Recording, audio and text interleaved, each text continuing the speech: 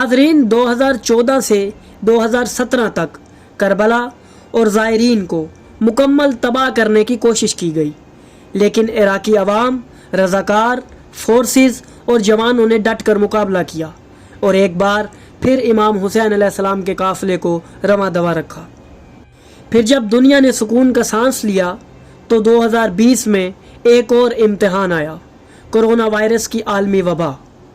Iraq ने गैर मुल्की ज़ायरीन पर पाबंदी लगा दी और मुसलसल 2 साल तक आशिकाने इमाम हुसैन अलैहिस्सलाम के काफ़िले महदूद रहे।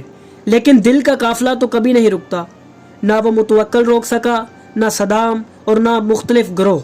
नाजरीन, आज जब हम 2025 के 40 की तरफ बढ़ रहे हैं, एक बार फिर पाकिस्तानी ज़ायरीन के लिए ज़मीनी रास्ते बंद कर दिए गए हैं, वीज़ा की पाबंदियां लगाई जा रही हैं और रास्ते रोक दिए गए हैं।